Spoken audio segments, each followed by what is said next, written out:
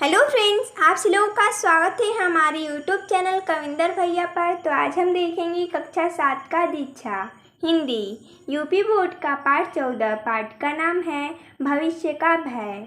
तो देखिए दोस्तों, जैसा कि हमने इस वीडियो में इस पाठ का प्रश्न उत्तर लिया है, तो चलिए देखते हैं।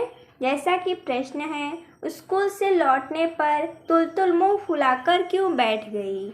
इसका उत्तर हो जाएगा, उसके स्कूल से आते ही उसकी दादी माँ और भाई ने उसे डांटकर बताया कि उसके कारण नौकरानी चली गई, अब उसे ही बर्तन मांजने होंगे। यह सुनकर वह मुंह फुलाकर छत की सीढ़ी पर बैठ गई।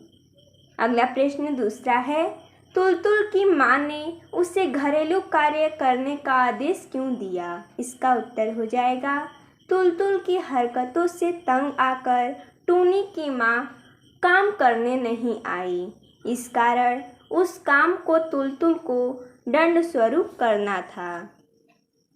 अगला प्रश्न है तीसरा, ईश्वरचंद विद्यासागर की जीवनी पढ़ने का तुलतुल पर क्या असर हुआ। इसका उत्तर हो जाएगा, विद्यासागर की जीवनी से प्रभावित होकर तुलतुल ने एक गरीब के कपड़ा मांगने पर उसे अपना कार्डिगन उतार कर दे दिया। अगला प्रश्न है चौथा, तुलतुल के मन में भविष्य के किस भय की चिंता थी।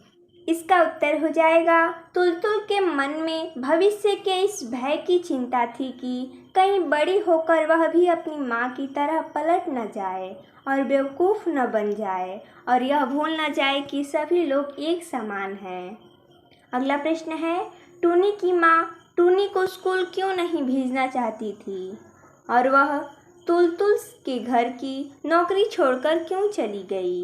इसका उत्तर हो जाएगा, टूनी अपनी माँ की बर्तन मांजने में तथा अन्य कामों में मदद करती थी। टूनी के स्कूल जाने से उसकी आमदनी कम हो जाएगी और वह परिवार का खर्चा कैसे चलाएगी।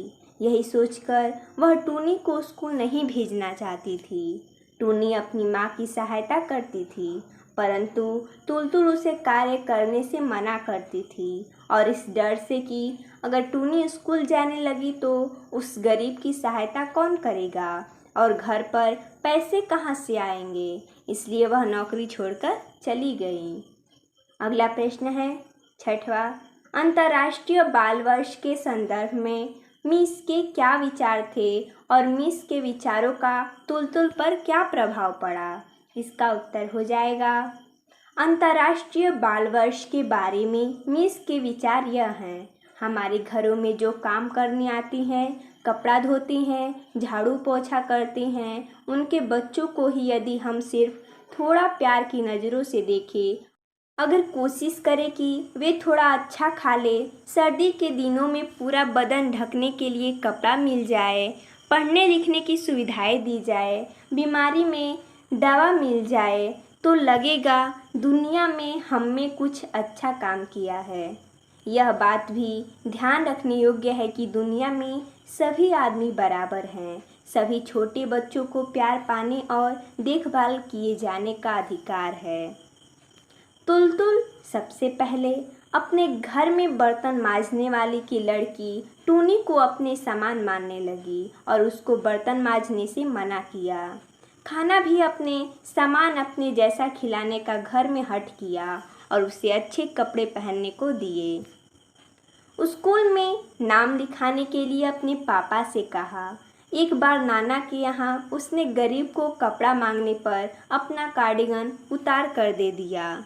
यह सब उस पर मिस के कहने का ही प्रभाव था, यानी कि टूनी जो कि तुलतुल के घर एक नौकरानी थी, जो उनके घर कपड़ा धोती थी, बर्तन धोती थी, और उन्हीं की बेटी थी टूनी, जो कि मिस के कहने के अनुसार तुलतुल ने सोचा कि क्यों न हम अपने घर से शुरुआत करें, और वह अपने जो उनके घर काम करने आती थी उनकी बेटी टूनी को स्कूल भेजने की जिद की और उन्हें अपने जैसा खाना खिलाने के लिए बोला।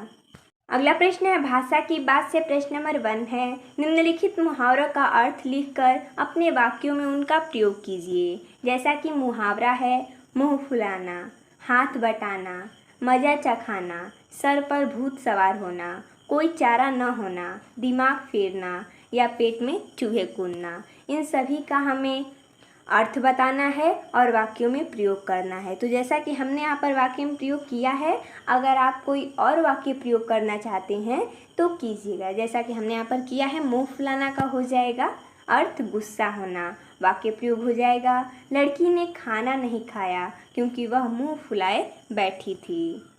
अगला है हाथ बटाना यानी मदद करना। इसका वाक्य प्रयोग हो जाएगा, बच्चे घर के काम में परिवार का हाथ बटाते हैं। आगे है मजा चखाना, या इसका अर्थ हो जाएगा दंड देना या किए का फल चखाना। इसका वाक्य प्रयोग हो जाएगा, शैतान बच्चों को बाग से आम तोड़ते देख माली ने उन्हें मजा चखा दिया। अगला है सर पर भूत सवार होना। इसका अर्थ हो जाएगा किसी बात की रट लग जाना। इसका वाक्य प्रयोग हो जाएगा, छात्रावास में रहकर पढ़ने के लिए सिर पर भूत सवार था कि वह किसी की बात मानती ही नहीं थी। अगला है कोई चारा न होना, अर्थात कोई उपाय न होना। वाक्य प्रयोग हो जाएगा, काम छोड़कर चले जाने के अलावा टूनी की माँ के पास कोई चारा न था। अगला है दिमाग फिरना यानी बुद्धि ठिकाने न होना। वाक्य प्रयोग हो जाएगा, तुलतुल का दिमाग फिर गया जिससे वह टूनी को जबरदस्ती स्कूल में प्रवेश दिलाना चाहती थी। अगला पेट में चूहे कूदना यानी भूख लगना। इसका वाक्य प्रयोग हो जाएगा, देर तक खाना न मिलने पर पेट में चूहे कूदने लगे। अगला प्रश्न है, इस पाठ में कई शब्द युग्म आए हैं जो पुनरुक्त हैं, जैसे कभी कभी, डरी डरी, गरम गरम आदि। पाठ में आए हुए अन्य पुनरुक्त शब्दों को छाट कर लिखिए। उत्तर हो जाएगा छोटे छोटे, अच्छा अच्छा, जल्दी जल्दी, कभी कभी, बक बक, तार तार, थोड़ी थोड़ी, क्या क्या, हो। ये सब क्या है? जो कि पुनरुक्त शब्द हैं, जो कि शब्द युग्म हैं। तो हमें बताना था कि पाठ में जो शब्द आए हैं उन्हें लिखना था, तो जैसा कि हमने यहाँ पर लिखा है। अगला है, इस पाठ में आए निम्नलिखित शब्दों को पढ़िए। यूनिफॉर्म, फ्रॉक, हुक, माफ, ये शब्द विदेशी भाषा से हिंदी में आए हैं। पाठ से अन्य विदेशी शब्द चुनकर लिखिए। जैसा कि हमने यहाँ पर लिखा है, uniform, miss, depot, tiffin, dangerous, cardigan. अगला प्रश्न है चौथा, दो पदों के मेल से बने हुए नए संक्षिप्त पद को समास कहते हैं। जिस समास में दोनों पद प्रधान होते हैं और उनके बीच में और शब्द का लोप होता है उसे द्वंद्व समास कहते हैं। जैसे पढ़ना लिखना, अर्थात पढ़ना और लिखना। नीचे लिखे शब्दों में समास विग्रह कीजिए। झाड़ू पोछा, दुबली पतली, हाथ मुंह, लड़के लड़कियां, इन शब्दों का हमें समास विग्रह करना है और बताना है कि कौन सा समास है। जैसा कि दिया गया है झाड़ू पोछा, इसका हो जाएगा विग्रह झाड़ू और पोछा, ये द्वंद्व समास है। यहाँ पर जब और से जुड़ा होता है तो द्वंद्व समास ही रहता है। दुबली पतली हो जाएगा दुबली और पतली। हाथ मुंह, हाथ और मुंह। लड़के लड़कियाँ हो जाएगा लड़की और लड़कियाँ, जो कि सभी द्वंद्व समास है।